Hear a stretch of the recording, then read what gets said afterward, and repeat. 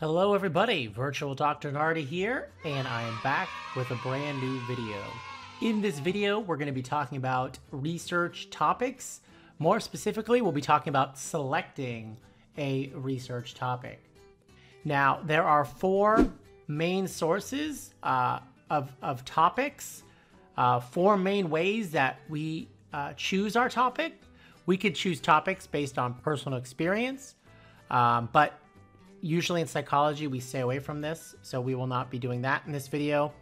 Often you could pick topics based on something you've read. Maybe you've done some reading and some peer-reviewed articles. That is a valid source of topics. Also, when you're reading, you might want to look to replicate some scientific studies, very common in psychology. However, the field does suffer from a replication problem, but I will not go into that in this video. The way I want you guys to focus on selecting your topic is based on theory. A theory is a body of organized concepts. A theory really is about making generalizations about a certain phenomenon. And we want to use theory in the subject of our investigation. So we want to look in that literature and look for theories that support our research topic. Now, four things I want you all to keep in mind when you're thinking about your research topic. One, is it researchable? Can your topic be investigated through data collection and analysis? If it cannot, then stop right here, select a different topic. The second thing I want you all to consider is the significance of the topic. It has to contribute in some way to improving the understanding of some kind of theory or practice. So it has to move the field forward. So think about your topic. Is it significant? A third thing I want you to think about, is it manageable? So when you think about your research topic, one, it must fit your skill level. It also must fit the available resources that you have, right? And your time restrictions. So you don't want to do a topic that might take you 20 years to complete when you only have one semester or so to do it in a class. The last one, the most important one, is ethical. Is your topic ethical? So we do not want to involve practices or strategies that might harm participants. So ethics in research, in psychology, in the social sciences is super important.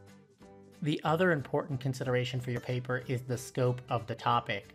You don't want your topic to be too broad. If your topic is too broad, it leads to three main problems. First, the literature review will be huge and it'll be hard to manage. It'll be beyond reason and it'll take you forever to write it. The second thing is try organizing it. That'll be so complicated and the literature review will be kind of a mess. The other problem is the study itself will be too general and very difficult to carry out and too difficult to interpret. The last thing I want to leave you guys with is a way to narrow your topics. So I'm going to throw out some topics here and we're going to go over if they're good or bad. First topic, why are my students lazy? This is a very bad question. Laziness is broad, subjective, and it's difficult to measure. Do not write a question that broad. Second one, why don't my students do their homework? This is still not a good question. This is very broad. It doesn't lead you to anything meaningful. Third option, which of my homework assignments generate the highest number of returns? This is better. This is actually measurable, which is what you want in a research topic, but this question has very limited benefit, so you probably wouldn't want to do it. Fourth one, why are some of my homework assignments returned and some not? And now this is much better. So you can answer this question by putting homework in categories, recording the data from highest to lowest of returns. And then you could use student questionnaires and interviews to obtain responses about the return. But there's still no real point to this research. So I don't know if I would do this, but it's much better. Here's a good question right here. How can I increase the amount of out-of-school learning and studying that my students do in English? That's much better. The last one I will suggest to you guys, what barriers come between students and the completion and the return of their homework. So both this question and the previous question are good, and they can be answered, they can be measured, and they actually lead to some meaningful change.